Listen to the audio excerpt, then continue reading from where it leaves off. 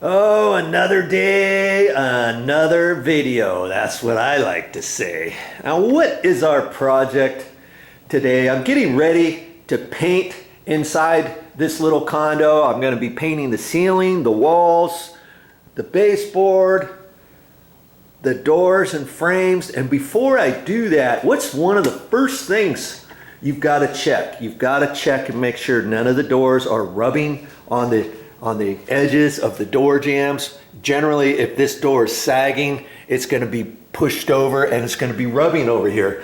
Like for instance, this front door. This front door, you see this?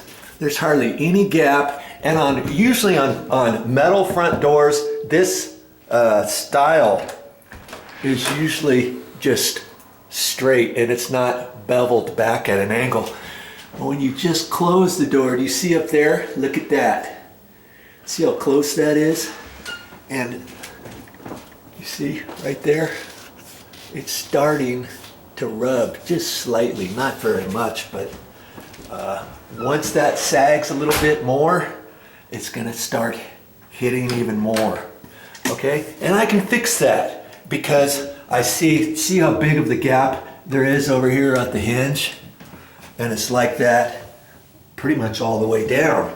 And when I open this, see there's hardly any gap right there. So what I'm gonna do is I'm gonna suck these three hinges over a little bit, get myself a nice reveal over there. I'm gonna do that before I paint. I don't wanna paint first and then find out I've got to mess around with doors and everything, especially if they're getting ready to rub. I don't want to put another layer of paint on there and then say, oh, I'll just fix that later, and then have the door start rubbing or something. Okay, so I'm going to go around and check that, and I'm also gonna check some other things. Look at this door here. This goes into a little storage area. Okay, and I know somebody years ago replaced all these doors. Why do I know that? Because when you close this door here, and it closes like that, look up here. See how far this top dive bombs that way? It should be flush. And down here at the bottom, look how the door, this door edge is almost flush with the outside edge of the trim, and it's supposed to be flush with the door jamb. See, like that.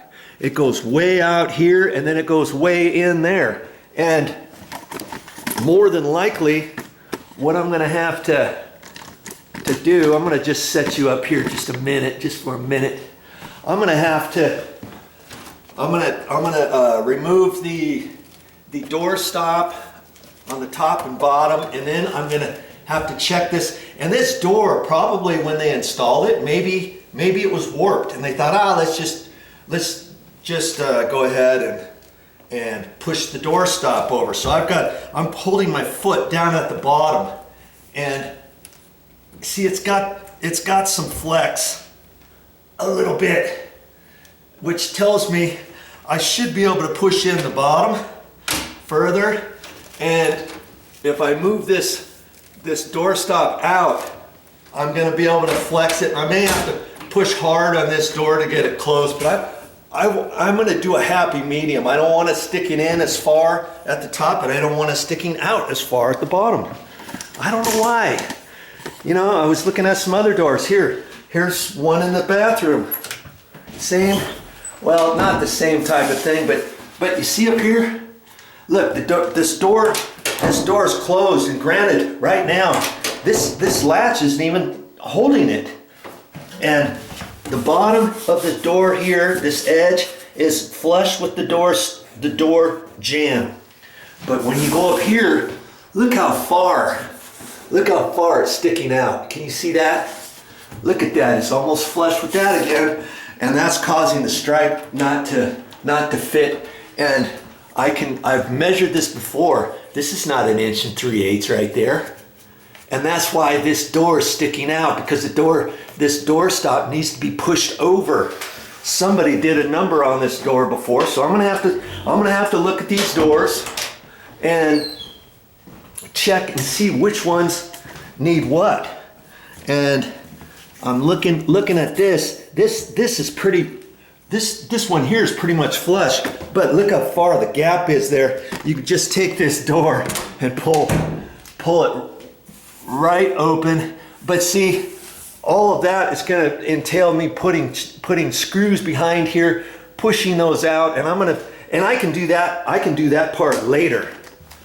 Okay, I know that when I take this door down, it's going to be okay. And then later, when I put it back up, I'm going to put up new hinges, new door handle, new door stop, new door strike plate, and everything. And I know it's pretty much, this one's pretty much okay. I'll have to take a look at all these, and even that's pretty much down here. Now up stairs here, I was looking at some other doors up here, and let's just look here. Here's where a washer and dryer is, where the bifold doors are. But see, this little door here, it's all nice and flush there, right there. It's flush. It's flush down there. Okay, that's how you want a door. And most doors, you're not going to have this problem. But if you ever do have this issue, this one's pretty much a-okay. Okay, I'll take a better look at that. But that one's looking pretty good. Now here's the door into the master bedroom. I close the door, and again, the door is sticking out a little bit, and it's pretty much flush there. So if I push that in, I should be okay. That's barely holding there. And you know, yeah, it's gonna take me a little bit of time to do this, but that's what I'm here today for. I want to get these all done. Same thing in this closet. It's flush right there. And look how far it's sticking out again up in here. Can you see that? This is supposed to be flush with the door jamb, not the trim. It's closed. Look at that. It's sticking out, oh, I don't know, 5/16 of an inch. And you can see up here, look how small this is. That's not 1 3/8 inches for the door. That's because that, and look how thin it is up there. See how thin it is here? There, that's probably 1 inch. And then when you go over here, you got about 1 3/8 inches there. So why did they do that? See how this door edge here is flush with the door jamb, and then see how far it sticks out. Boom! I'm gonna have to do a number on this. I'll score this with my sheetrock knife on both sides, and pry this out carefully, and I can see that it's joined every once in a while. So I'm gonna have to be careful when I pry it off, so I don't snap any of this off. It's not a full one piece. And I'm gonna reuse the same stuff, and then I'll be able to push it over, re-nail it, check it, tack it, check this, do some other adjustments. I get these doors way better than they are, and then I've got some four penny finish nails, and I'll re-nail this stuff up. I've got some caulking, re-caulked up, because all that's gonna be painted anyways. Okay, I look in here in the master bathroom, and this one seemed pretty good. See how it's pretty much flush there, and it's pretty much flush down there. And I look at this gap, and I've got a nice gap reveal right there, and this one looks pretty good up there, right? Oh, right in the middle. Look how much bigger this gap is. That's because whoever installed this door on the door jamb, if you were to put a straight edge from the top of it down to the bottom of it, the middle pooches over that way, probably 3/16 of an inch. And there's not much I want to do about it. I mean, I could take this casing off, and then I'd have to take the casing off on the other side. It's kind of See, they put grout in there. I'd have to cut that out. And then I could pry that out and re-shim it. Take this trim off. I could do that, you know, and pull that out, because right now the door, see, this latch only sticks out so far. When you push it in there, it's only sticking in there about 1/8 of an inch, 3/16 maybe. And so you hardly have to turn this handle that much to get it out. And I was thinking, well, what else could I do? I could, on the new strike plate, I could shim the strike plate out just a little bit, and then it's gonna be sticking out from the wood just a hair. I could do that. And then this will the latch will fit into the strike more. I'm kind of on the fence with that. I don't know just yet. Do I really want to go through the hassle of taking that trim off? I could if I wanted, because it's going to be all redone. So I have to cut it off, remove it, and then recalk it, re-nail it, and all that. And you know, that's stuff I know how to do. So I'm kind of on the fence with that particular door just yet. I went to the store and I got some four penny finish nails, and I thought, that's good enough. And that door jamb, I would probably need 6s, but you know, see this one here again. This one's shoved in too far, right down there, and so that can be fixed. I know I can fix it. I know I can fix it. Look at this one here.